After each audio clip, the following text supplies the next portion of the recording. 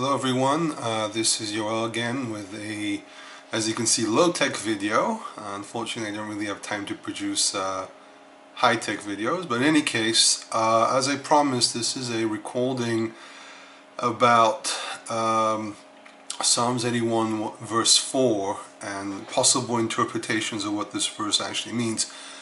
One of the problems with understanding poetic verses is that there are several structures that have to be understood before one actually deals with them.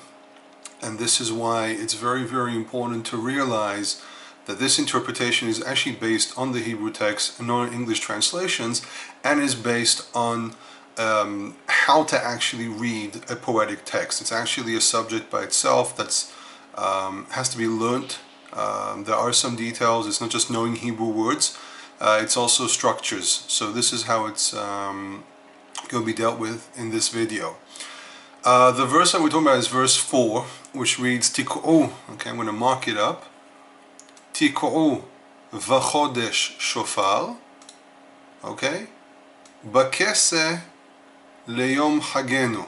Okay, what you see here in the gray has to do with part of the interpretation, but the actual verse is what you see in bolder colors. Okay, I'm just going to explain the words themselves. Tik'u is a command form from the root taka, okay, which is to blow a sound. Chodesh, okay, can mean month or new moon. Chodesh is found synonymous with the concept of the new moon and is found, for example, in Ugaritic under the meaning of a new moon. Shofar, everyone knows the word shofar. Shofar is usually translated as trumpet. That's to do with the Greek. The Greek didn't really have a special word for a ram's horn or horn in general and a trumpet, so actually translates as trumpet, but it's shofar is usually understood as something that makes a sound, a blasting sound, usually understood to be a ram's horn or something from an animal. Bakese, this is one of the key words that has to be dealt with. Kese can be interpreted in different ways, and we're going to touch on it in a moment. And leyom chagenu, which can be explained in different ways, but most of the chances what it means is to the day of our feast. Chag can also probably mean, could even mean Sukkot. Okay, this is why there's a question, is chagenu and kese really related to the issue of the Chodesh? And we have to touch on several questions that come up from this. Okay, now, first of all, what is the point of dividing up with this this line in between the two halves? So I put another verse underneath just to show that it also happens in verse 5. It really happens throughout the entire book of Psalms. You can divide up a verse into several sections. These are called versets. Okay, so a poetic segment in the Tanakh usually consists of not only verses but versets, and even narrative in the Tanakh actually is built from small versets as well. Sometimes even rhythmic. And the other thing that can happen, and does happen a lot in poetry, is parallels. There are different parallels. One parallel that's become very famous lately is the chiastic parallel, which is a structure that creates an X that particle 1 parallels to particle 4 and particle 2 parallels to particle 3 if you put them one on top of the other. But you should know there are several parallels out there, and one of them is referred to as a synonymous parallel, which is when the two halves are basically the same thing. You can have an elliptical synonymous parallel where words are missing in the first half or in the second half. You can have words being pulled backwards or forwards. A lot of things can happen.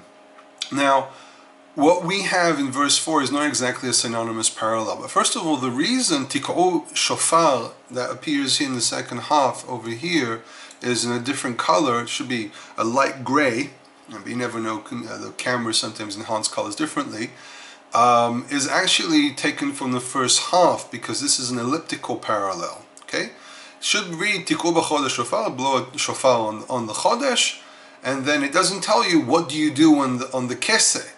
Okay, so it's understood that you have to pull two words from the first half into the second half, creating a full sentence.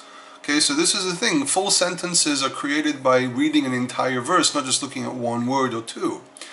And by the way, this is This is stuff that appears in any grammar. You can just look this up in any grammar, any book that deals with poetry. There are many books out there.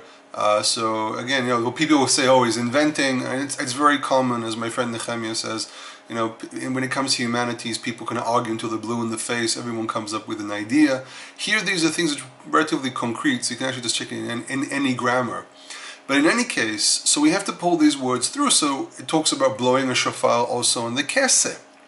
Now, are chodesh and keseh the same thing? That's basically the big question. And the answer is no. Why aren't they the same thing? Because first of all, the word keseh is extremely rare. It appears once or twice. Actually, it appears twice, if I'm not mistaken. One is here, and the other one is in Mishlei, which is in the harlot woman who approaches the young man. He says the man has taken his money bag and he will not return into the keseh.